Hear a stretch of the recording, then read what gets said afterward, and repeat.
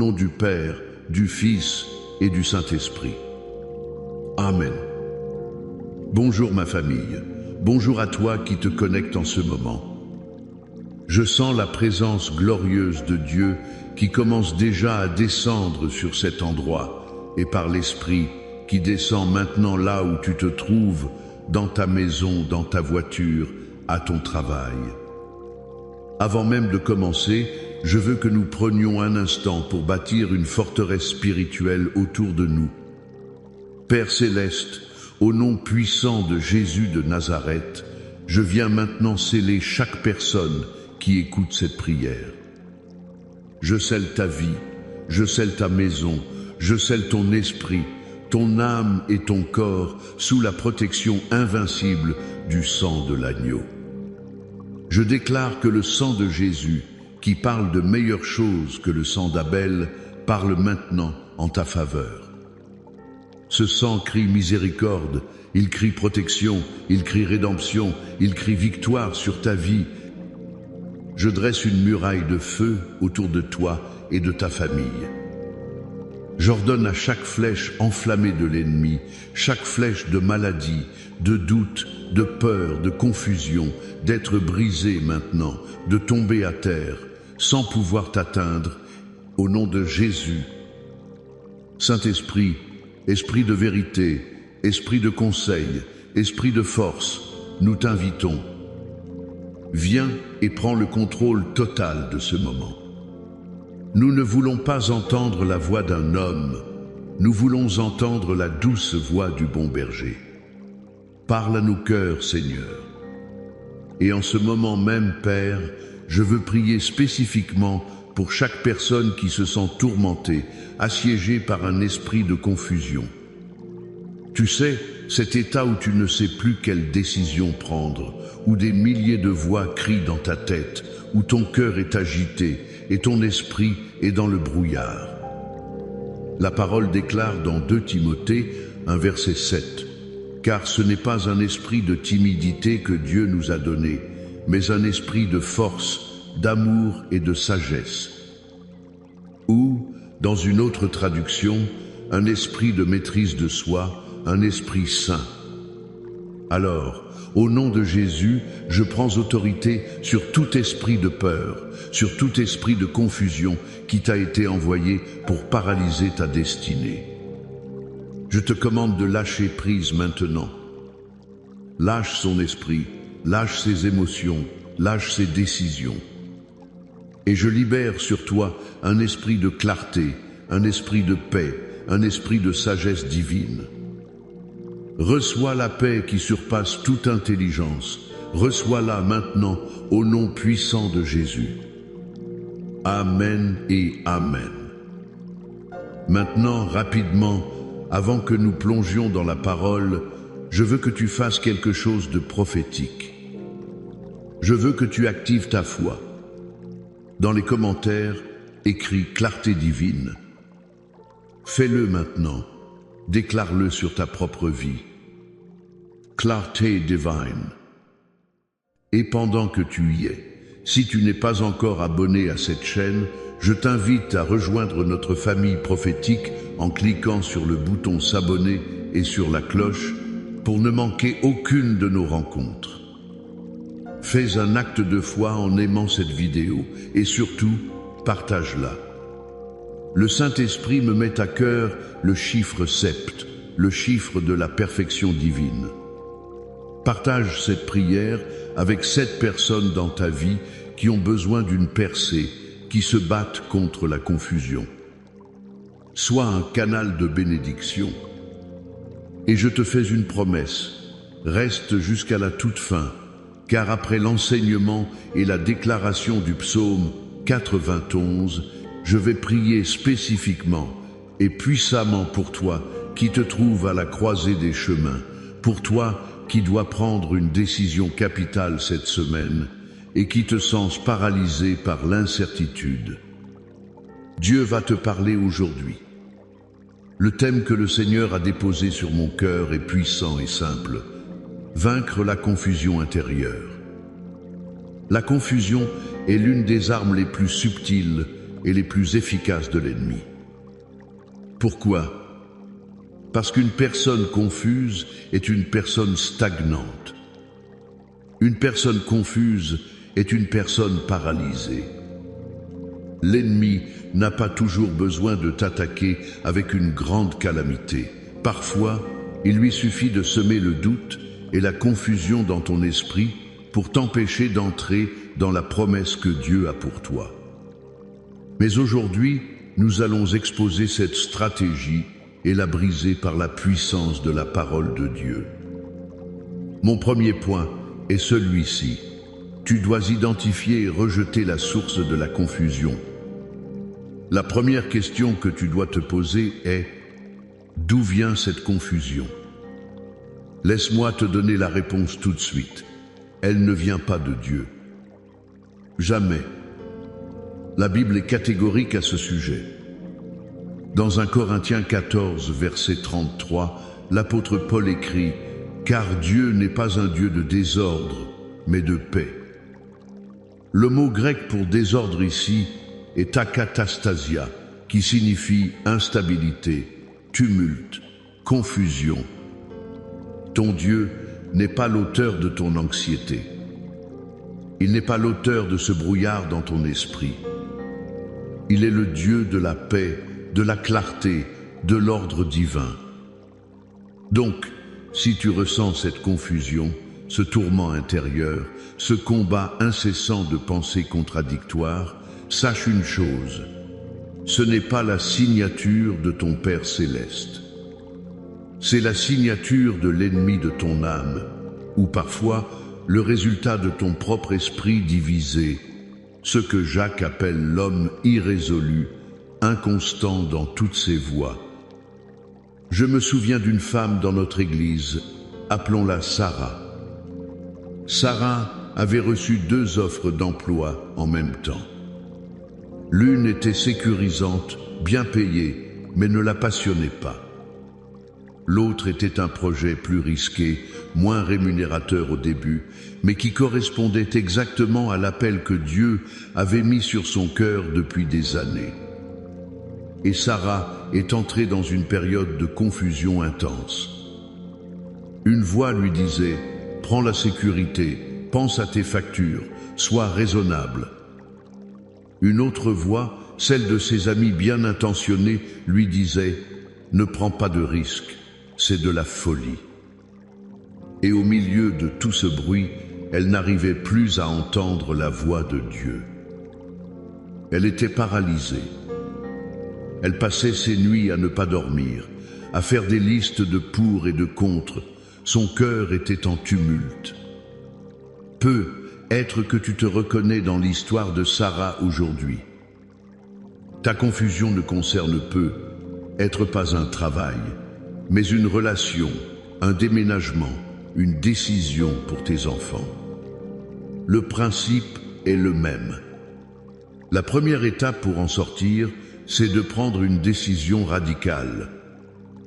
Tu dois te lever dans ton esprit et dire: « Au nom de Jésus, je refuse d'être gouverné par la confusion. Esprit de confusion, je te rejette. Tu n'es pas mon Dieu, tu n'es pas mon conseiller. Mon conseiller, c'est le Saint-Esprit. » Tu dois faire taire le bruit extérieur pour commencer à entendre la voix intérieure. Cela m'amène à mon deuxième point, qui est l'antidote à la confusion: cultiver l'écoute de la voix du bon berger. Une fois que tu as identifié que la confusion n'est pas de Dieu, tu dois te brancher sur la bonne fréquence. Jésus dit dans Jean 10, verset 27, une parole si belle et si profonde: « Mes brebis entendent ma voix, je les connais et elles me suivent. » Remarque bien la séquence. Elles entendent, il les connaît, elles suivent. L'action de suivre ne vient qu'après l'écoute de la voix. Tu ne peux pas avancer avec clarté si tu n'as pas appris à discerner sa voix. Mais comment discerner sa voix au milieu du vacarme de nos vies? Regarde l'exemple du prophète Élie dans 1 Roi chapitre 19. Élie est découragé, il a fui dans le désert, il est confus, il veut mourir. Et Dieu lui donne rendez-vous sur la montagne. Et la Bible dit qu'il y eut un vent fort et violent qui déchirait les montagnes et brisait les rochers.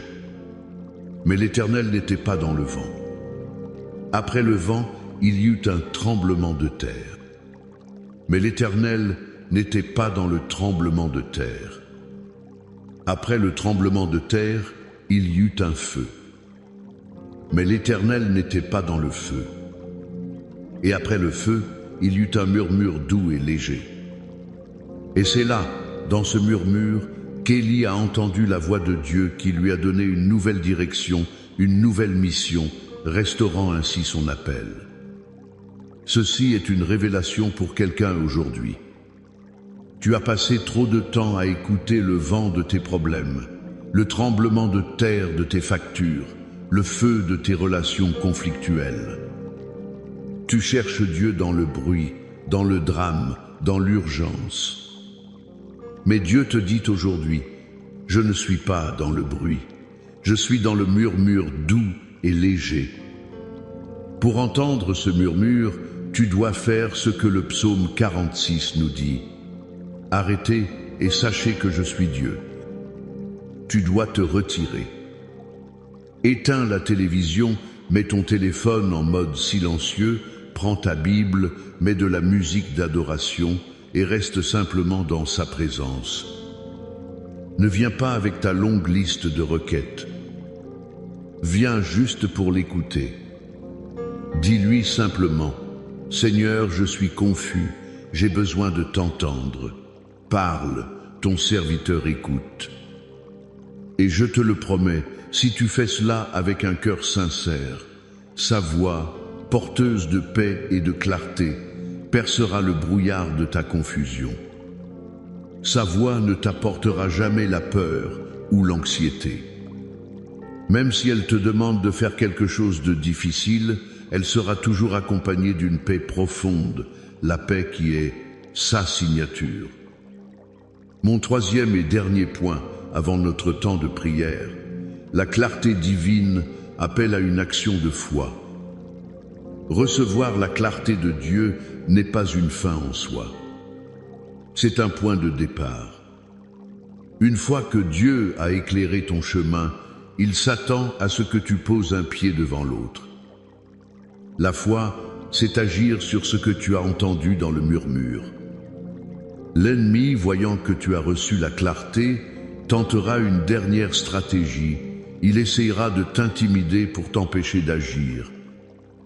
C'est pourquoi Dieu dit à Josué, au moment où il doit prendre la relève de Moïse et conquérir la terre promise, « Ne t'ai-je pas donné cet ordre ?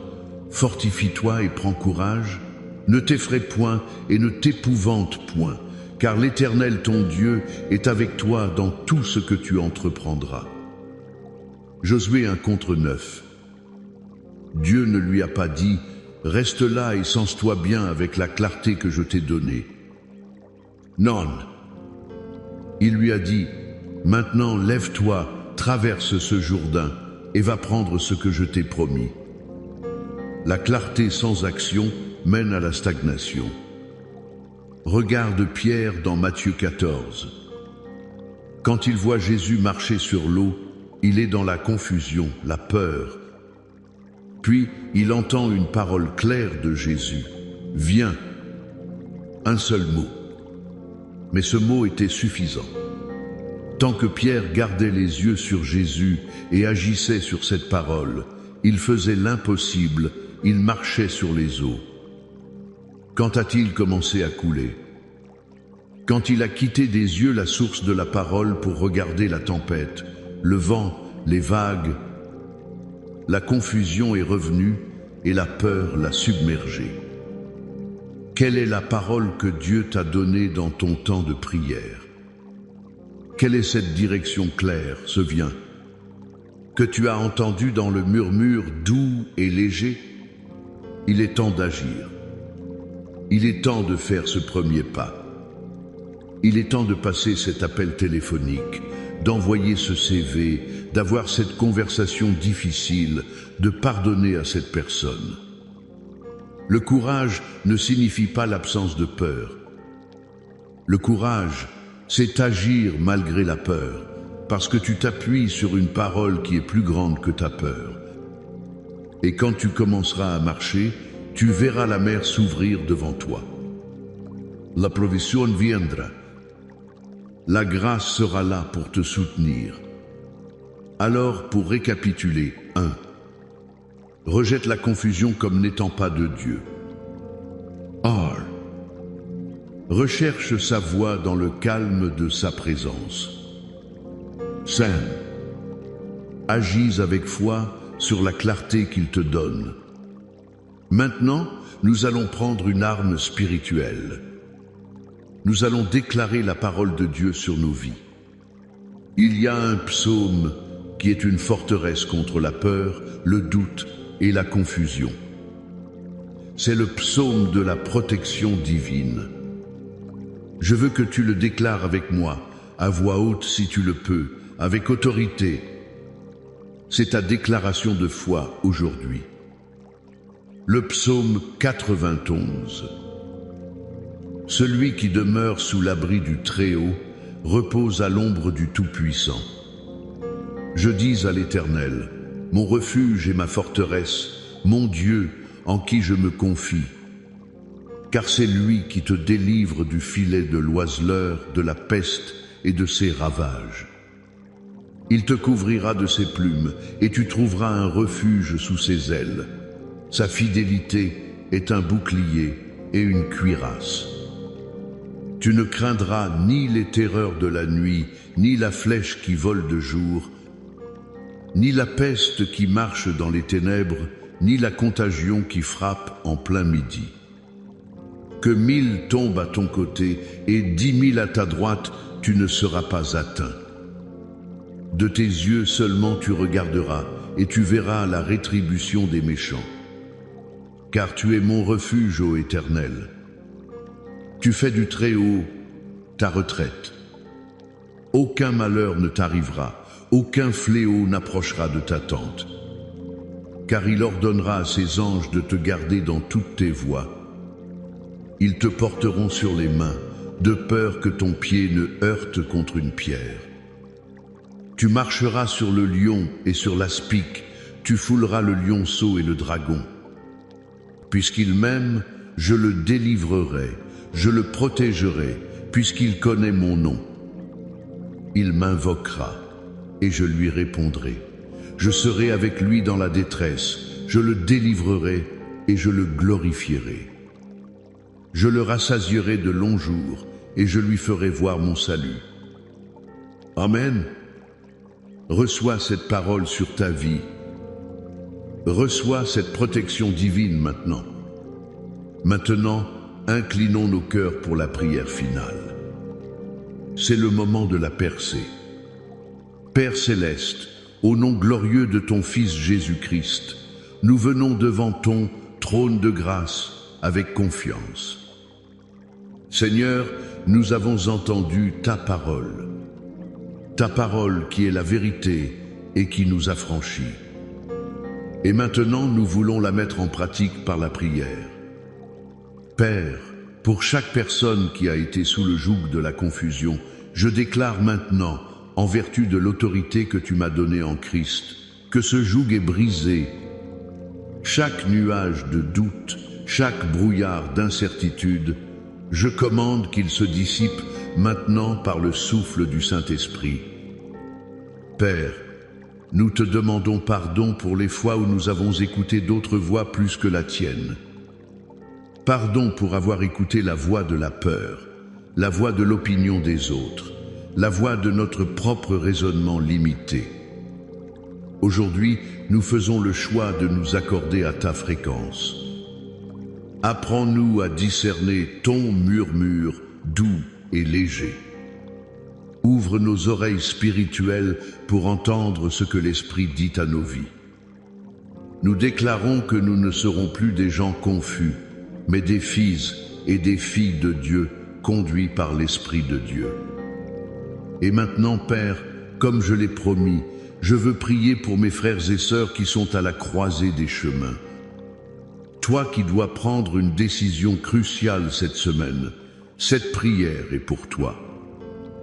Père, au nom de Jésus, je lève vers toi cette décision maritale. Faut-il s'engager ou partir? Faut-il restaurer ou se séparer? Donne la clarté, Seigneur. Enlève la douleur émotionnelle qui brouille le jugement et donne ta paix qui guide dans toute la vérité. Je prie pour cette décision professionnelle. Accepter cette promotion, lancer cette entreprise, changer de carrière. Seigneur, révèle ta stratégie parfaite. Ouvre la bonne porte et ferme toutes celles qui ne viennent pas de toi.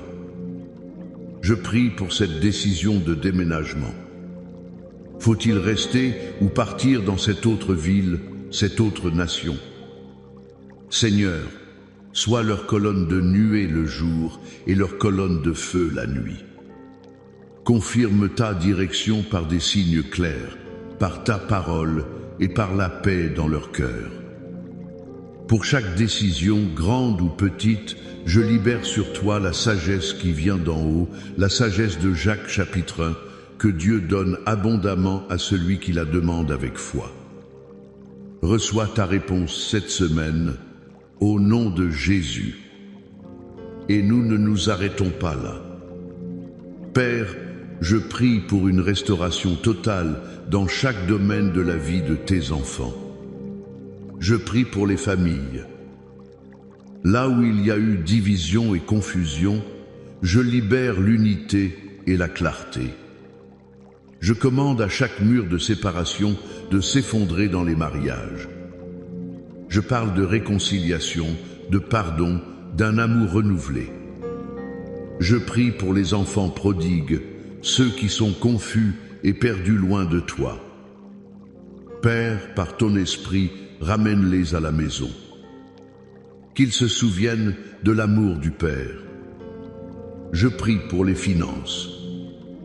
Je brise l'esprit de pauvreté, l'esprit de dette, l'esprit de manque qui a amené la confusion et le stress. J'ouvre prophétiquement les écluses des cieux sur tes finances. Je déclare des emplois inattendus, des promotions, des dettes annulées, des idées créatrices pour générer des revenus. Que ta maison soit appelée une maison d'abondance pour la gloire de Dieu. Je prie pour la guérison. Pour chaque corps affligé par la maladie, la douleur chronique, la fatigue. Par les meurtrissures de Jésus, tu as été guéri. Je parle à ce cancer et je lui ordonne de sécher à la racine. Je parle à cette douleur et je lui ordonne de partir. Je parle à ce diagnostic médical et je le soumets au rapport supérieur de la parole de Dieu qui déclare que tu vivras et que tu ne mourras pas. Et enfin, je prie contre toute bataille spirituelle. Je prends autorité sur l'esprit de dépression, d'anxiété, de pensées suicidaires, de tourments nocturnes. Je vous lie, esprits impurs, au nom de Jésus, et je vous ordonne de quitter la vie de cette personne maintenant. Et je libère la joie de l'Éternel qui est ta force, la paix de Dieu qui garde ton cœur et tes pensées. Je déclare que la saison de confusion est terminée. Une nouvelle saison de clarté divine, de direction prophétique et d'action audacieuse commence pour toi aujourd'hui. Tu es la tête et non la queue. Tu es en haut et non en bas. La victoire est ton partage au nom de Jésus. Et maintenant, reçois cette bénédiction finale. Que l'Éternel te bénisse et te garde. Que l'Éternel fasse luire sa face sur toi et t'accorde sa grâce. Que l'Éternel tourne sa face vers toi et te donne la paix. La paix dans ton esprit, la paix dans ton cœur, la paix dans ta maison, la paix dans tes décisions. Au nom du Père, du Fils et du Saint-Esprit. Amen et Amen. Sois béni, famille. Marche dans ta victoire cette semaine.